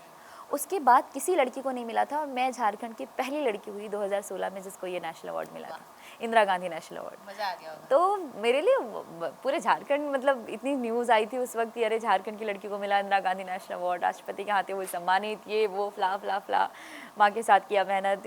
वो जो कहते हैं ना कि आपको डाइवर्ट नहीं होने के लिए जो कहते हैं ना जज्बा आता है ना, वो अंदर से, वो मीडिया दे सकता है। क्योंकि जब आप अपना नाम पढ़ते हो, अपनी चीज़ें देखते हो कहीं पे, तो आपको लगता है यार जो आपने की है वो जब रंग लाती है तो इतनी खुशी होती है ना, इतनी खुशी होती है, ऐसा लगता है यार फिर दुनिया में कुछ नहीं है। मतलब यही काम करना है, अच्छा काम करना है, कुछ भी ऐसा बुरा नहीं करना है साथ में आता है कि नहीं अब तो करना है यार। बिल्कुल बिल्कुल अच्छा करना है और अच्छा करना है, जिससे कि और अच्छा नाम हो। तो बस इसीलिए मुझे लगता है मैं आज तक कभी गलत फचड़ों में नहीं पड़ी, कभी शॉर्टकट लेने की कोशिश नहीं की, हमेशा लॉन्ग कट लिया है। धीरे धीरे सीढ़ी चढ़ रही हूँ। आज भी मैं मुंबई में रेंट पे रहती हूँ मेरी मम्मी के साथ। अगर बहुत सारे शॉर्टकट हैं लोगों के पास, लेकिन मैं ये चाहती हूँ कि नहीं, मैं धीरे धीरे सीढ़ी चढ़ूँ और आराम आराम से चढ़ूँ, ताकि मैं जल्दी ना सही लेकिन देर से अपनी मंजिल पे पहुँच जाऊँ। लेकिन चलती रहूँगा। चलती वो रहूँ। कहते हैं ना कि गिरना है, उठना है, बस रुकना नहीं है। रुकना नहीं, जो विवेकानंद जी ने कहा है, चलते रहो चलते रहो। जब तक लक्ष्य की प्राप्ति ना हो जाए। तो बस चलते तो रहूँगी। एक्टिंग में गुरु किसे मानती हैं? एक्टिंग में सच बताऊं तो मुझे ना 2-3 मेकर्स हैं जो मुझे बहुत पसंद है। जैसे TVF, one of my favourite production house, जिनके साथ मैं चाहूँगी कि मुझे आगे भी वो मौका दें अपनी पंचायत में मौका पंचायत दें तो में और दें, मजा आ जाए। और किसी भी सीरीज़ में। इनफैक्ट टीवीएफ जो भी सीरीज़ बनाती है वो माइंड ब्लोइंग होती है। टीवीएफ का काम, उनका जो क्रिएशन होता है वो बहुत ग्राउंड लेवल पे करते हैं और हर कैरेक्टर को बहुत टची बनाते हैं, हर एक किरदार से, हर एक इंसान से। तो मैं चाहती हूँ वो मुझे काम देते रहे, उनके साथ मैं काम करती रहूँ। मुझे पहली बार कोई ऐसा प्रोडक्शन हाउस मिला है जहाँ पे लोग आपको फील नहीं होने देते कि आप इतने बड़े प्रोडक्शन हाउस के साथ काम कर रही हैं। वो बहुत ग्राउंडेड होते हैं और टीवीएफ की पूरी टीम इतनी ग्राउंडेड है। एडी से लेके, डायरेक्शन टीम से लेके, जितने भी कैमरा में टीम है, वो हर एक इंसान, मतलब ऑन कैमरा, ऑन स्क्रीन वाले तो है ही, ऑफ स्क्रीन वाले भी बहुत अच्छे हैं, बिहाइंड द कैमरा जिसको बोलते हैं। तो सब लोग बहुत प्यारे हैं। और साथ ही साथ मुझे लगता है मैं अनुराग कश्यप जी के साथ भी काम करना चाहूँगी, क्योंकि वो भी बहुत ग्राउंडेड चीज़ें बनाते हैं। जो वो बनाते हैं, मुझे लगता है कभी वो इंटरव्यू ये देखें या फिर कभी मुझे ऑडिशन देने का मौका मिले और मैं कहूँगी प्लीज़ सर मुझे मौका दीजिए, मैं चाहूँगी उनके साथ काम करना। और एक्ट्रेस की बात की जाए तो कोई ऐसी एक्ट्रेस जो शुरू से देखती हो? आपने बोला माधुरी माधुरी दीक्षित। दीक्षित आपको बहुत पसंद है, तो जी। इसलिए क्योंकि वो डांस बहुत अच्छा करती जी है और जी जी, आपको उनके डांस में एक्सप्रेशन इंटरेस्ट क्वीन है वो। और मुझे मेरा एक्सप्रेशन भी बहुत अच्छा है, तो मुझे ऐसा लगता है कि मुझे माधुरी जी इसलिए भी बहुत पसंद है क्योंकि वो बहुत अच्छा डांस करती है। और जब आप एक बहुत अच्छे डांसर होते हैं ना, जब आपको ताल और लय की समझ होती है, तो आपके हर एक चीज़ में रिदम होता है, बोलने के तरीके में रिदम होता है, डायलॉग्स में रिदम होता है। तो वो रिदम डांस सिखा देता है और वो एक बहुत अच्छी डांसर है, बहुत अच्छी अदाकारा है और किसे नहीं पसंद है। माधुरी दीक्षित हैं जी। बिल्कुल। यदि ऑन स्क्रीन रोमांस करने का मौका मिले तो ओह! कौन से ऐसे हीरो हैं जो आप जिनके साथ मैं रोमांस करना चाहूँगी? मैं रोमांस तो नहीं ऑफ करना स्क्रीन चाहूँगी। नहीं, ऑन स्क्रीन। ऑन स्क्रीन तो ऑन स्क्रीन किसके साथ करना चाहूँगी, सोचना पड़ेगा मुझे। सोचिए, बहुत इम्पोर्टेंट। वही वही सोच रही हूँ ऑन स्क्रीन किसके साथ करना चाहूँगी, क्योंकि मैं बहुत अब वैसे जिसको कैमरे पे देख के दिल धक धक करने लगता है। दिल तो मेरा किसी को देख के धक धक नहीं करता, यही प्रॉब्लम मुझ में है। मैं सिवाय काम के आपने ना, कभी सोचा नहीं कि ऐसा क्यों हो रहा है? ऐसा इसलिए हो रहा है क्योंकि मैं फोकस्ड हूँ। मतलब घोड़े के इधर इधर लगा देते हैं ना दो चीज़, भाई आँख फिर में कहीं इधर उधर नहीं मछली की जाता। आँख में सिर्फ थी। वो, मैं उससे ज़्यादा लड़कियों के इंटरव्यू देखती हूँ, जो फीमेल आर्टिस्ट है उनके काम देखती हूँ, क्योंकि पता नहीं मुझे ऐसा लगता है यार क्या काम किया बंदी ने। आलिया भट्ट का आप काम देख लो, मतलब आप उनको हाईवे में देख लो, आप उनको उड़ता पंजाब में देख लो, आप उनको राजी में देख लो, हर जगह अलग दिखेंगी। तो मैं उनके दुबई में क्राफ्ट को, बहुत डिफरेंट उन्होंने काम हाँ, तो मैं उनके क्राफ्ट को देखती हूँ, मुझे लगता है मैं उनसे ज़्यादा लड़कों पे कोई फोकस नहीं होता, मेरा उन किरदारों पे फोकस होता है, क्या प्ले किया है इन्होंने।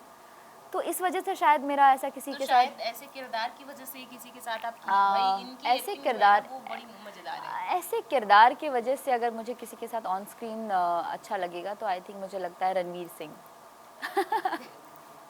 क्यों, उसका रीज़न है वो बहुत फनी है एक्चुअली, मुझे लगता है वो सेट पे माहौल बना के रखेंगे। Also he is very caring. Caring, हाँ, बहुत केयरिंग, हाँ, बहुत ज़्यादा। और दीपिका को जिस तरह से वो रखते हैं वो तो दुनिया को पता है। लेकिन मतलब उन जो उनका जो, मतलब मैं पर्सनली उनसे नहीं मिली हूँ कभी, तो मैं उनके बारे में उतना ज़्यादा नहीं बता पाऊँगी। लेकिन जो भी उनको मैंने सोशल मीडिया के माध्यम से देखा है, जिस तरह से उनका ऑरा है, जिस तरीके से वो बात करते हैं, जिस तरह से वो आसपास के लोगों को खुश रखते हैं। देखिए, आप कितने लोगों को रुला देते हैं जीवन में, ये बहुत अलग बात हो जाती है, लेकिन कितने लोगों को आपने हंसाया है, कितने लोगों के चेहरे पे आपकी वजह से मुस्कान आई है, सोचिए कितनी बड़ी बात है। और ये रणवीर सिंह जी करते हैं, इसलिए मुझे वो पसंद है। कुछ लोग उनको जोकर बुला देते हैं, मैंने बहुत जगह देखा, अरे वो तो कुछ भी पहन लेते हैं, कुछ भी करते हैं, उनकी लाइफ है, करने दो, क्या प्रॉब्लम है। वो बंदा खुशी तो दे रहा है लोगों को, आप हंस रहे हैं, कम से कम इसी बहाने हंसिए, खुश रहिए, और क्या दिक्कत है। तो खुशी देना इंपॉर्टेंट है। तो आप भी चाहती, आप सेट पे ऐसा कुछ करती हैं कि भाई लोग थोड़ा खुश रहें? हाँ, मैं तो बुद्धू बन जाती हूँ। मतलब मैं जानबूझ के कुछ ऐसी हरकतें करती हूँ जिससे लोग अगर कम मेरे ऊपर हंस भी दे तो अच्छी बात है। तो वैसे तो मैं क्यूट हरकतें करती रहती हूँ, मैं हंसती रहती हूँ, क्योंकि मैं बहुत वोकल हूँ, मैं बातें भी बहुत करती हूँ और मैं खुश रहना पसंद करती हूँ। मैं ऐसे बहुत उदास नहीं बैठूंगी, मतलब अगर कभी आप मेरे जितने भी इंटरव्यूज़ देखोगे या जो भी मैंने बातचीत की, मैं हंसती रहती हूँ। मैं कभी ऐसे शांत एकदम ऐसे उदास होके मुझे लगता है जीवन मिला है आपको, नाते मिली हैं, दिखाते रहिए, मुस्कुराते रहिए, लोगों को आपकी वजह से मुस्कुराना सिखाइए। और कभी कभी ऐसा होता है कि जब हाँ, ये बात तो बहुत कतई कतई आपने एकदम क्योंकि ज़हर कैमरे बोल में दिया। बैठे हैं भाई, अगर थोड़ा भी मूड खराब है तो नहीं दिखाना है कि मूड खराब है। तो मुझे लगता है कि जो ऑडियंस है उसे एक्सेप्ट करना चाहिए कि हमारा भी मूड खराब हो सकता हो सकता है, है ना? बिल्कुल, बिल्कुल, हो सकता है। हो अब सकता उस है। पे कमेंट आने लगते हैं, अरे भाई ये क्या बैठी है ये वो, तो दिल टूट गया क्या? दिल टूट गया आशिक क्या, छोड़ गया क्या? हाँ। तो आपको एक्सेप्ट करना चाहिए कि जी। आप भी कभी, क्योंकि हम इंसान हैं, रोबोट नहीं है, हमारा भी कभी, तो उसको कैसे हैंडल करती है, मुस्कुराते मुस्कुराते ऐसे कभी कभी दर्द होने लगता है। नहीं, एक्चुअली हाँ, ये सही कहा आपने, एनर्जी बहुत लगती है और आप जब पूरे टाइम हँसते रहते हो, तो जब मैं घर पे होती हूँ, तो फिर घर पे भी जैसे मैं नॉर्मली होती हूँ, जैसे मैं बाहर होती हूँ, मैं मेरा ऐसा कोई अलग सा चेहरा नहीं है, लेकिन घर पे जैसे अगर मेरा मूड ख़राब है, तो बस है ख़राब। फिर अगर मेरा मूड ख़राब है, कभी-कभी अम्मा का वो डायलॉग है ना, मन अच्छा नहीं लग रहा है, तो अरे कभी-कभी भाई, हमारा भी ऐसे ही मन अच्छा नहीं होता है, तो जब हमारा मन अच्छा नहीं होता, मैं चुपचाप कोई अच्छी सीरीज़ देखूँगी या तो फिर मैं पार्क चली जाऊँगी वॉक करने के लिए, मुझे वॉक करना पसंद है, तो फिर मैं कोई अच्छी सी म्यूज़िक लगा लूँगी कान में और बस वॉक करती रहूँगी। और आपको योगा करना भी पसंद है, और योगा, आज योगा डे जी, भी है। योगा आज ही मैंने पोस्ट किया अपने इंस्टाग्राम पे। देखा मैंने। मैंने पोस्ट कर दिया है ऑलरेडी सूर्य नमस्कार। मुझे लगता है योगा हर इंसान को करना चाहिए, योगा से ही होगा और योगा बहुत अच्छी चीज़ है। जब तक मैं नहीं करती थी, मैं भी बहुत लेज़ी लड़की थी, 9 बजे सो के उठती थी और मतलब बहुत लेज़ी थी लाइफ में। अब नहीं है। एनएसएस में जब थी तब तो सुबह-सुबह उठ जाती थी क्योंकि रूटीन ऐसा होता था, फिर बीच में लेज़ीनेस आ गई थी। लेकिन अब जब से मैंने योगा करना शुरू किया है, मुझे लग रहा है 2 ढाई साल हो गए और तब से मैं कंटिन्यू योगा कर रही हूँ। मुझे सुबह उठना बहुत पसंद है, 6 बजे उठ जाती हूँ। एनएसएस बार-बार बात कर रहे हैं, हाँ। थोड़ा-सा डीप में बताइए, कब शुरुआत हुई आपको? हुँ। एनएसएस से बहुत लगाव जो आप रहा बार-बार है। रहा जी, है, जी, तो जी, जी, उसके जी। बारे में थोड़ा बताइए, कैसे शुरुआत की आपने? एनएसएस से आपको क्या मिला? जी, और एनएसएस की शुरुआत हुई थी 2012 में जब मैं एनएसएस मैंने जॉइन किया था। एनएसएस तो बहुत पहले से स्थापित था, पर एनएसएस ऐसे स्टूडेंट के लिए, देखिए जब आप पढ़ने जाते हैं कॉलेज में ना, तो आप सिर्फ पढ़ाई नहीं कर रहे होते, आपकी एक ग्रूमिंग हो रही होती है। बिल्कुल।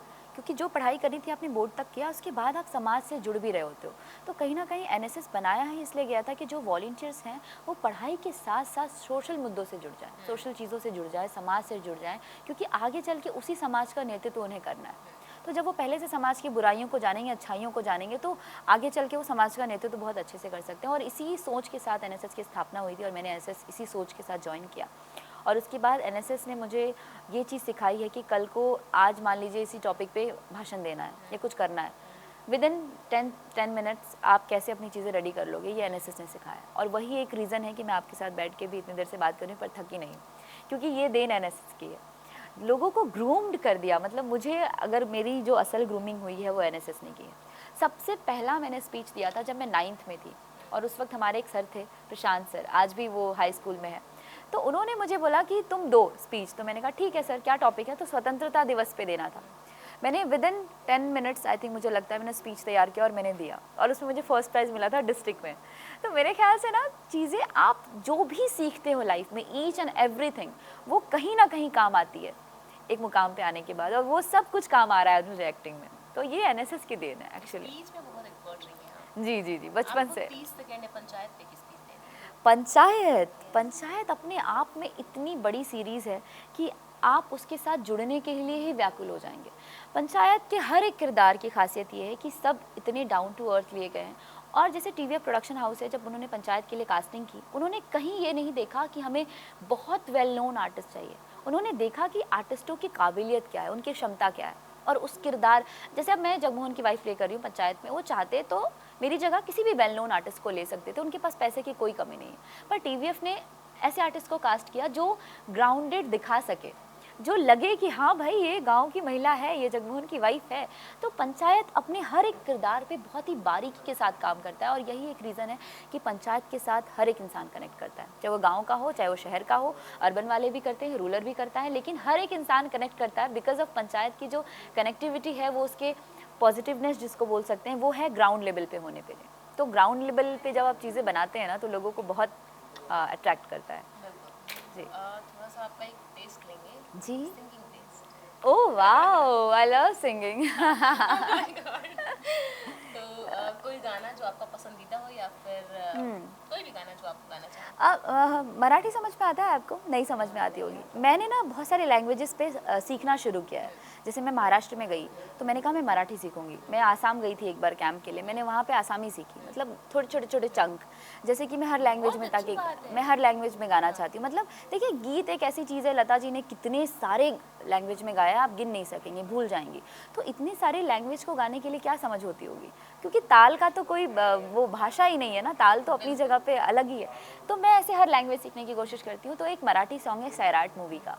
सैराट पता है, बहुत फेमस फिल्म हुई थी जिसके बेस पे फिर धड़क बनाई गई थी, जो जानवी कपूर ने प्ले किया था और शाहिद कपूर के भाई जो हैं। तो उस फिल्म का एक गाना था जो श्रेया घोषाल जी ने गाया। श्रेया घोषाल जी मेरी फेवरेट सिंगर है, बहुत बहुत उम्दा गाती हैं, क्या क्लासिकल गाती हैं। तो उस मूवी का एक गाना है सैराट झाला जी, ठीक है, वो मैं आपको एक सुना सकती हूँ। एक सोहर भी मुझे बहुत पसंद है। तो एक जो अपना वो गाना सोहर है, किस भाषा? सोहर भोजपुरी वाला। अरे वाह, सुनाइए। तो पहले आपको मैं मराठी सुनाती बिल्कुल, हूँ, बिल्कुल। जो मुझे ऐसा लगता है कि मैं 4 लाइन डिक्शन के लिए गड़बड़ हो जाए तो महाराष्ट्रियन मुझे माफ़ करिएगा, बट डिक्शन उसमें मैं कोशिश करूँगी करेक्ट रखने की। तो उसका बोल यहाँ से शुरू होता है अलगूज वाजन भाता भलतच झालंय आज अलगद आली मनाता पहिलीची तरणी ही लाज अग झडालला काळजामध्ये अग हातामध्ये हात झाला जी सैराट झाला जी सैराट झाला जी। ये सैराट का सॉन्ग है। ओह, समझ नहीं आया बट दिल को छू गया। बहुत ही खूबसूरत गाती तो हैं ये आप। श्रेया जी का गाया हुआ है। मतलब अगर डिक्शन में कोई भी गड़बड़ी हो तो मुझे वो माफ़ तो करें खुश हो जाएंगे कि कि झारखंड की लड़की महाराष्ट्रियन गा रही है। बिल्कुल। वो तो खुश हो जाएंगे। और मुझे सोहर बहुत पसंद है। जैसे कि ये वाला सॉन्ग आपने भी सुना होगा, बहुत बिहार की हैं तो आपको तो पता ही होगा। वो जो गाना है जुग जुग जिया सुललनवा भवनवा के भाग जागल हो ललना लाल होई है कुलवा के दीपक मनवा में आस लागल हो ललना लाल होई है कुलवा के दीपक मनवा में आस लागल हो।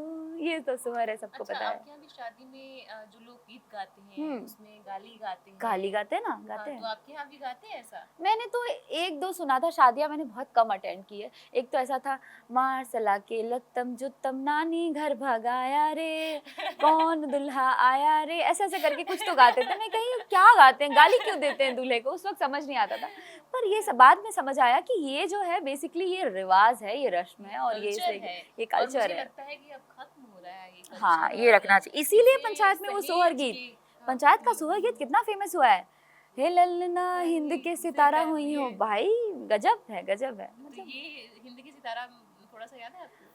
हिंद के सितारा का तो क्या, मनोज तिवारी जी ने क्या गाया है, उनको उनको कॉपी करना it's very difficult for me. Mail का जो नोट होता है वो हमेशा हाई होता है, हम लोगों का नोट बहुत डिफरेंट होता है। पर उन्होंने जो गाया है, हे ललना सीएम होई है जी, ना ना ना ना ना डीएम होई है जी, ए राजा जी हिंद के सितारा ललना पीएम होई है जी। तो क्या गाया है उन्होंने, ऑनेस्टली मतलब उनके लिए तो ताली बनती है। अच्छा, झारखंड की जो लड़कियां हैं जो इस बात से डर जाती हैं कि हम जी। तो छोटे से गांव से आती हैं और हम्म झारखंड जो राज्य है बिहार से कट के बना हुआ है, अगर आपको नहीं पता है तो बता दें। तो वहाँ के लोग जब लड़कियों की खास करके बात की जाए, जब आगे बढ़ने की कोशिश करती हैं तो उन्हें लगता है हम छोटे राज्य से आते हैं, या फिर नहीं भी लगता है तो अंदर उनके बिठा दिया जाता है कि, या फिर बिहार की जो लड़कियाँ होती हैं कि भाई बहुत मशक्कत करना पड़ेगा, और खास करके यदि एक्टिंग लाइन में जाएंगे तो भाई बहुत ही ज़्यादा। तो उनके पास टैलेंट है बट बाहर नहीं निकल पा रही, उनके लिए क्या कहना चाहेंगे? देखिए, मैं ये कहूँगी कि अगर आपको लगता है कि आपके अंदर काबिलियत है और आपके अंदर क्षमता है कि आप कुछ कर सकती हैं, तो आप बेझिझक घर से निकलिए। और मुंबई तो सच में आज इतना सेफ़ है, मुझे ऐसा लगता है। जैसे मैं मुंबई में रह रही हूँ 5 सालों से, मुझे लगता है आज जो ज़माना हो गया सोशल मीडिया का, या मतलब फ़ोन टू फ़ोन, आजकल आपको कह सकते हैं कि जो वॉक इन ऑडिशंस होते थे अब कम हो गए हैं। लोग घर से ही बोलते हैं आप सेल्फ टेस्ट बना के भेज दीजिए, अब तो जाने की भी ज़रूरत नहीं पड़ती। आपको स्क्रिप्ट भेज दी जाएगी व्हाट्सएप पे, आप पढ़िए, आप ऑडिशन बना के भेजिए, आपका वैसे ही सिलेक्शन हो जाता है। तो मेरे ख्याल से चीज़ें आज बहुत ज़्यादा ईजी हो गई हैं। तो अगर आपको लगता है कि आपके अंदर काबिलियत है और क्षमता है, तो आप बेझिझक जाइए। किसी भी मामले में मुझे लगता है कि आप अनसेफ फील ना करें। बस एक चीज़ सोचने की ज़रूरत है कि हम लड़कियां अगर मुंबई आ रही हैं या किसी भी फील्ड में जा रही हैं, पर हमें ये पता है कि हमें कहाँ जाना है। तो ये पता होना भी बहुत ज़रूरी है कि कहाँ नहीं जाना है। जैसे मुझे पता है कि आपसे बात करनी है, लेकिन ये पता होना भी ज़रूरी है कि किससे नहीं बात करनी है और कहाँ जाके मेरी लाइफ ख़राब नहीं होगी, ये जानना भी बहुत ज़रूरी है। तो ये धीरे-धीरे मतलब मुझे लगता है जब आप मैच्योर होते जाते हैं, चीज़ें समझते जाते हैं तो अपने आप आ जाती है। और अब तो लगता है कि जो पहले की महिलाएं होती थी, हुँ, अब हुँ। जो महिलाएं हैं उनको ज्यादा समझ में आ जाता है, क्योंकि पहले से मोबाइल चलाने लगती जी, हैं। जी, जी, जी। और जो आस पड़ोस पड़ोस की महिलाएं होती हैं, जैसे कि इनसे आपको मिल गया कि कहाँ नहीं जाना है, ये भी जानना बेहद जरूरी है। जी। तो आप कहाँ नहीं जाएंगे, और आपके पास मोबाइल है, और मोबाइल से मुझे याद आ गया कि कौन सा ऐसा ऐप है जो ज्यादा चलाती हैं आजकल पूरी दुनिया इंस्टाग्राम बहुत ज़्यादा चला रही है और जब भी खोलो कहीं न कहीं मतलब एक अलग ही क्रेज़ हो गया। मुझे एक चीज़ समझ नहीं आ रही है आजकल क्या हो रहा है ना, कोई कास्टिंग हो रही, कुछ हो रहा है, देख पूछते हैं कितने फॉलोअर्स हैं। हाँ। ये पूछो आप कितने अच्छे एक्टर हैं, अच्छा, ये पूछते हैं? ये पूछते हैं कि कितने फॉलोअर्स हैं और पूछता कौन है? पूछते हैं कुछ कास्टिंग वाले क्योंकि उनको ऊपर से बोला जाता है। कि जिनकी ज्यादा फॉलोअर्स है हाँ, उन्हें जैसे कास्ट। एल्बम-वेल्बम की जब कास्टिंग हम्म। होती है, म्यूज़िक एल्बम्स वगैरह बनते हैं, फिर देखा जाता है कि कितने इंस्टाग्राम फॉलोअर्स हैं। ये आई थिंक मुझे लगता है कि आप अगर एक आर्टिस्ट को अच्छा, कास्ट कर मुझे रहे हैं लगता है कि जैसा मैंने देखा है कि बहुत सारे ऐसे आप देखेंगे वहाँ पे एक्टिंग उन्हें नहीं आती, उनके फॉलोअर ज्यादा इसलिए कास्ट कर देते हैं। हाँ, अगर मेरे तो फिर ये चीज़ें विचार है, खराब तो बनेगी ना। आपको ऐसा लगता है कि ये देखा जाता है कि आपके फॉलोअर्स ज्यादा हैं, बट आपको काम करने अच्छा नहीं आता, फिर भी आपको ले लिया। हाँ, ये चीज़ होती है इंडस्ट्री में। मुझे ऐसा लगता है कि अगर आपके फॉलोअर्स हैं, तो फिर आपके पास ऐड वाले भी ज़्यादा आते हैं ताकि उनकी मार्केटिंग ज़्यादा हो जाए। पर उनको जो जो एक्टिंग पर्पज़ से उनको चूज़ करते हैं, उनको एक चीज़ समझनी पड़ेगी कि आज कंटेंट ही भगवान है। अगर आपका कहानी, आपका जो आप कहना चाहते हैं, लोगों को जो आप दिखाना चाहते हैं, अगर वो मज़ेदार है, फिर आप नए आर्टिस्ट ले लीजिए। ऐसी छोटी-छोटी फ़िल्म वर्क कर जा रही है। कंतारा के डायरेक्टर जो ऋषभ शेट्टी हैं, उनको कौन जानता था? कोई भी नहीं जानता था। जब कंतारा आई तो उन्होंने क्या कमाल किया। तो जो फ़िल्म 15 करोड़ 14 करोड़ में, मुझे एग्ज़ैक्ट अमाउंट नहीं पता कि कितने में बनी, उन्होंने 350 करोड़ कमाया। तो कहीं न कहीं कंटेंट आज भगवान है। अगर आपका कंटेंट, अगर पंचायत बहुत अच्छा कंटेंट नहीं होता तो लोग नहीं देख नहीं रहे होते। देखते हैं, उसमें आज बहुत ही बड़े बड़े कास्ट होते फिर भी। हाँ, आज जो भी फ़िल्में आ रही हैं, नए किरदार भी अगर हैं, अगर कहानी मज़ेदार है, लापता लेडीज़ की मैं बात करूँ, कहानी मज़ेदार थी। भले सब नए स्टार कास्ट हैं, कोई बहुत पुराने स्टार कास्ट नहीं, पर कहानी मज़ेदार थी तो चल गई। तो मेरे कहने का मतलब अगर कहानी अच्छी है, तो फिर आप ये मत देखिए कि इनके मिलियन में फॉलोअर्स हैं तभी चलेंगे, वरना वो मिलियन में फॉलोअर्स रहें, कितने भी रहें, वो कम होने ही होने हैं। ठीक है? अगर आपका कंटेंट में दम नहीं है, अगर आपको कंटेंट पे भरोसा है कि मेरा कंटेंट इतना ज़ोरदार है, तब तो फिर आप किसी को भी लेके मतलब काम कर लीजिए। बस वो एक्टर बशर्ते अच्छा होना आपको चाहिए। लगता है ऐसे में बहुत सारे ऐसे टैलेंट होते हैं जो मर जाते हैं? हाँ, बिकॉज़ सब लोग इंस्टाग्राम पे उतने एक्टिव नहीं रह सकते। सबकी बहुत सारी, अब जैसे बहुत सारे ऐसे लोग होते हैं जो उनको नहीं पसंद कि वो सोशल सबकी मीडिया अपनी-अपनी पे। लाइफ है। जैसे कि सब लोग कुछ भी कर सकते हैं, तो सब कुछ नहीं कर सकते। जैसे मैं एज़ एक्ट्रेस अगर मैं चाहूँ तो मैं सोचती हूँ जितना ज़्यादा मैं अपने सोशल मीडिया पे दे रही हूँ, मैं उससे ज़्यादा अपनी एक्टिंग के क्राफ्ट पे काम करूँ। मैं वर्कशॉप अटेंड करना पसंद करूँगी। मैं चाहूँगी कि मैं कुछ अच्छी किताबें पढूँ, जिससे मुझे और कैरेक्टर्स, मतलब मैं और कैरेक्टर्स के बारे में जान सकूँ। तो वो टाइम मैं अपने क्राफ्ट के ऊपर काम करूँगी, तभी जाके मुझे मैं ऐसी जैसे लोगों से पंचायत बात करूँ, लोगों ताकि के मैं उनके कैरेक्टर्स उनकी को। ज़िंदगी से हाँ। जुड़ूँ, तो मुझे ऐसा लगता है कि मैं उन चीज़ों को ज़्यादा प्रेफ़र करूँगी। हाँ, सोशल मीडिया पे एक्टिव रहना बहुत ज़रूरी है, इसलिए मुझे भी पोस्ट करना पड़ता है और हम पोस्ट करते हैं बाकायदा, क्योंकि सोशल मीडिया आज बहुत ऊपर जा चुका है, तो सोशल मीडिया पे एक्टिव रहना बहुत ज़रूरी है। पंचायत की एक्ट्रेस रहते हुए भी आप पंचायत की बहुत बड़ी फैन भी हैं। जी, तो ऐसे कोई कैरेक्टर जो आपका फेवरेट विनोद। है? अच्छा, जिसके लिए। विनोद कहता है विनोद। विनोद जो कैरेक्टर है ना, देख रहा है विनोद, वो विनोद का जो कैरेक्टर है वो इतना कमाल का है। जिस तरीके से उन्होंने कैरेक्टर को प्ले किया है, जिस तरह से वो खड़े रहते हैं, जिस तरह से वो बात करते हैं, जिस तरह से वो डायलॉग ना बोलते हुए भी एक्सप्रेशन देते हैं, मेरे फेवरेट कैरेक्टर तो विनोद है। खाना बनाना आता है आपको? जी, क्या क्या बनाना है? मैं बनाती हूँ। अगर मुझे कुछ अच्छा बनाना है तो दाल, चावल, आलू का भुजिया बना सकती हूँ अच्छा, और पनीर की सब्ज़ी बहुत अच्छी बना सकती हूँ। और लौकी का? लौकी की सब्ज़ी चने दाल के साथ अच्छी बना लूँगी मैं। चने दाल के साथ लौकी की सब्जी अच्छी बना जी। लेंगी। और ऐसे में इंडिया न्यूज़ की तरफ से, क्योंकि लौकी जो है वो आपकी पंचायत में 3 सीजन में रहा है, जी, जी, जी, और जी। मैं आशा करती हूँ कि चौथे सीजन में भी रहे, हुँ। और उस सीजन में लौकी के साथ साथ आप भी रहें। बस मैं चाहती हूँ कि मैं भी रहूँ, दिली एक तमन्ना है। लौकी आपके लिए। अरे वाह! क्या बात है! ये लौकी तो मतलब मज़ेदार है, ये इसके वही साथ लौकी है जिसको लेके आपके घर में कलेश हो गया था। ये लौकी ना मिलती तो हमारा राज ना खुलता। ये लौकी मिल गई चंदन को, मतलब विकास को जो कैरेक्टर प्ले कर रहे हैं, उससे हमारा राज खुल गया कि हमने लौकी ले ली थी अम्मा लौकी की। छुपा के रखनी चाहिए थी। और अच्छे से छुपा देते तो ज्यादा अच्छा होता। पर ये बहुत है, बहुत बहुत धन्यवाद। आज तो लौकी की सब्जी बन के रहेगी, कौन कौन खाएगा।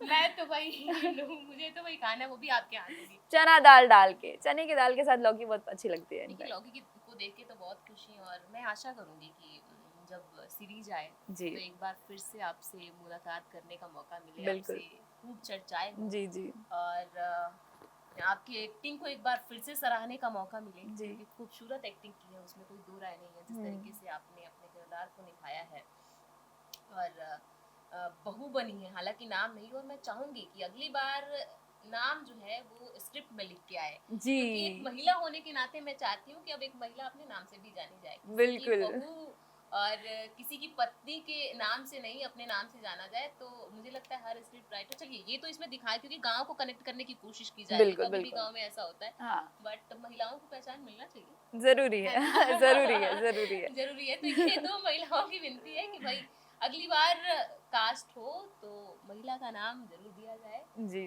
और कुछ कहना चाहेंगे अपने दर्शकों को? मैं तो बस यही कहना चाहूँगी कि आप सभी जिन्होंने पंचायत नहीं देखी है, प्लीज़ जाइए अमेज़न प्राइम पे पंचायत देखिए। और अगर सीज़न 1, सीज़न 2, सीज़न 3 फिर से दोबारा भी देखिए, क्योंकि मैं तो दोबारा क्या तिबारा भी देख चुकी हूँ। सीज़न 1 मैंने 3 बार देखा था, क्योंकि जब सीज़न 2 आया था, उसके पहले मैंने बहुत पहले सीज़न 1 देखा था, तो जब सीज़न 2 आया मुझे वापस देखना पड़ा। फिर सीज़न 3 आया तो मैंने फिर दोनों सीज़न लगातार देखा।